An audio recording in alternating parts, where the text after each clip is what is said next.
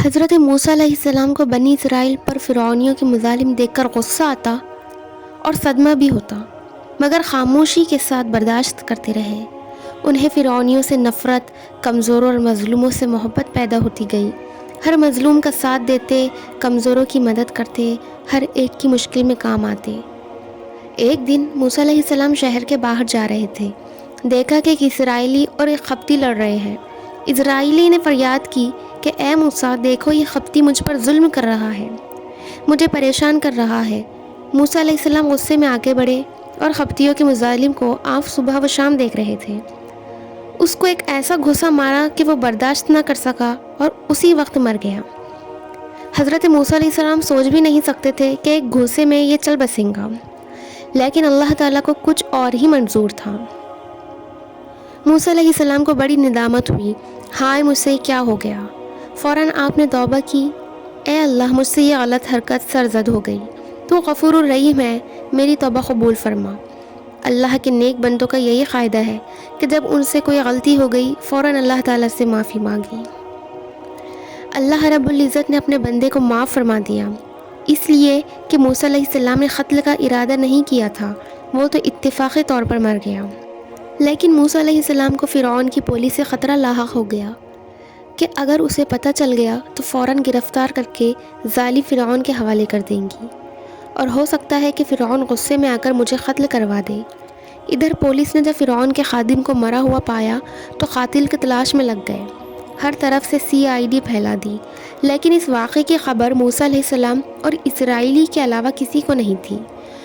ادھر فرعون غصے میں آپے سے باہر ہو رہا تھا کہ قاتل کو فوراً گرفتار کیا جائے، اس لیے کہ قبطی بار بار مطالبہ کر رہے تھے کہ اس کو کسی اسرائیلی ہی نے قتل کیا ہے، لہٰذا اسرائیلیوں سے بدلہ لیا جائے۔ فرعون نے کہا کہ ایک آدمی کے بدلے میں پوری قوم کو قتل کرنا مناسب نہیں، قاتل کا پتہ لگا کر اسی کو بدلے میں قتل کیا جائے گا۔ دوسرے دن موسیٰ علیہ السلام باہر نکلے تو دیکھا کہ پھر وہی کل والا اسرائیلی دوسرے قبطی سے لڑ رہا ہے۔ اسرائیلی نے موسیٰ علیہ السلام کو دیکھتے ہی پھر مدد کے لیے پکارا۔ موسیٰ علیہ السلام کو کل کی بات کا صدمہ بھی ستا رہا تھا کہ اسرائیلی کی دوبارہ حرکت دیکھ کر کہا، تو ہی فسادی ہے، تو جھگڑا کرتا ہے، پھر لوگوں کو مدد کے لیے آواز دیتا ہے۔ موسیٰ علیہ السلام غصے میں آگے بڑھے کہ دونوں کو الگ کر دے۔ اسرائیلی نے سوچا کہ کل تو قبطی کو مارا تھا، وہ مر گیا، آج میرا نمبر ہے۔ وہ گھبرا کر کہنے لگا کہ اے موسیٰ، تم لوگوں کی جان لینے پر تلے ہو، کل قبطی کو ہلاک کر دیا، آج مجھے مارنے بڑے ہو۔ بس پھر کیا تھا، قبطی یہ سن کر سمجھ گیا کہ کل کا قاتل کون ہے۔ وہ اپنا جھگڑا بھول گیا اور جا کر پولیس کو خبر دی کہ کل کے واقعے میں قاتل موسیٰ ہے۔ دیکھتے ہی دیکھتے یہ خبر پورے شہر میں پھیل گئی۔ فرعون غصے میں آگ بگولا ہو گیا اور کہا کہ یہ وہی لڑکا ہے جس نے میرے محل میں پرورش پائی اور میری صحبت میں رہا، اس نے میری قوم کے آدمی اور میری خادم کو قتل کر ڈالا۔ موسیٰ علیہ السلام نے اپنا عذر بیان کیا کہ میں نے قصداً نہیں مارا، وہ اتفاقاً اپنی موت مر گیا، لیکن ان کا عذر کوئی قبول کرنے کے لیے تیار نہیں تھا۔ فرعون کے درباری جو موسیٰ علیہ السلام سے حسد رکھتے تھے، بادشاہ کو موسیٰ علیہ السلام کے قتل کے لیے ورغلانے لگے اور فرعون کے دربار میں موسیٰ علیہ السلام کے قتل کے مشورے ہونے لگے۔ اس مشورے میں موسیٰ علیہ السلام کا ایک چاہنے والا موجود تھا۔ وہ سن کر بھاگا ہوا موسیٰ علیہ السلام کے پاس آیا اور کہا کہ آپ آج ہی اس شہر سے باہر کہیں دور نکل جائیں، فرعونیوں نے آپ کے قتل کا فیصلہ کر لیا ہے۔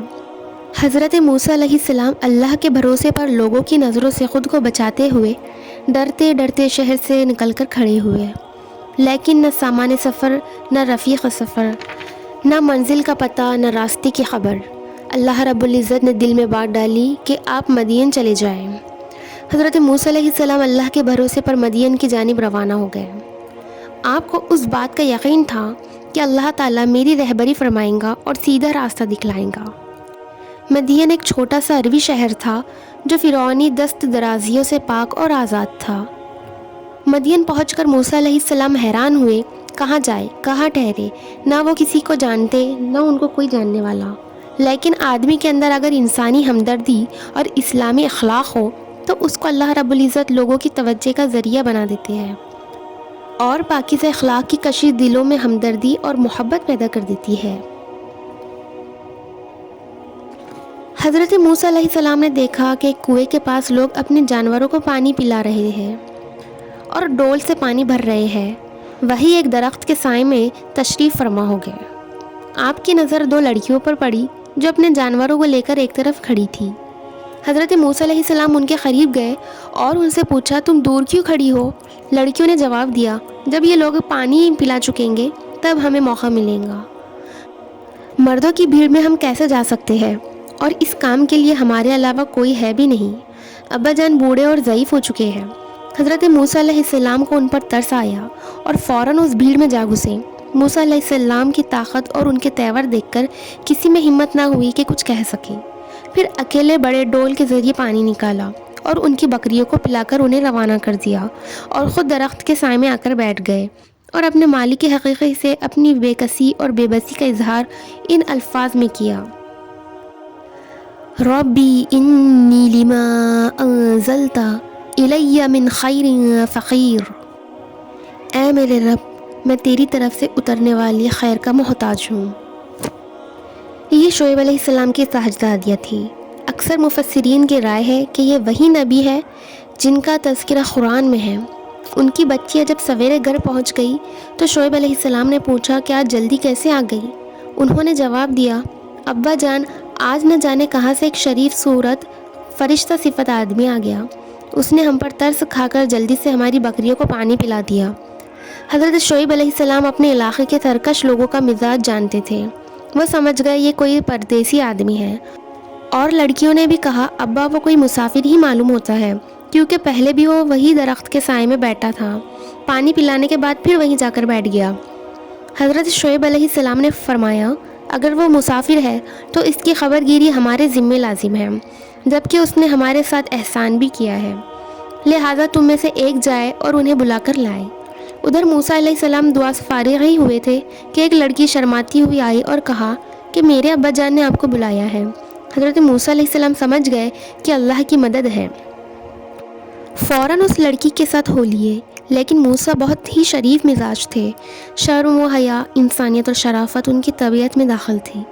انہوں نے اس بات کو گوارا نہ کیا کہ میں ایک نامحرم عورت کے ساتھ ایسے چلوں کہ اس کے جسم پر میری نگاہ پڑی، لیکن جانا بھی ضروری تھا، اور جانے کے لیے رہبری کی بھی ضرورت تھی۔ آپ علیہ السلام نے فرمایا کہ تم میرے پیچھے پیچھے چلو اور راستہ بتاتی رہو، اگر کہیں مننا ہو تو اس طرف کوئی کنکر پھینک کر اشارہ کر دینا، میں سمجھ جاؤں گا۔ حضرت شعیب علیہ السلام کی خدمت میں پہنچے تو انہوں نے ان کا خیر مقدم کیا اور بڑی محبت سے ملے، ان کی خاطر مدارات کی اور حال احوال معلوم کیے۔ آج کا سبق یہیں تک۔ تو چلیے ناظرین، کون ان دو سوالات کا جواب دے پائیں گا؟ جس کسی کو بھی ان دو سوالات کا علم ہو وہ کمنٹ باکس میں ضرور کمنٹ کریں۔ پہلا سوال، حضرت موسیٰ علیہ السلام مصر چھوڑ کر کیوں چلے گئے؟ دوسرا سوال، مدین میں کیا واقعہ پیش آیا؟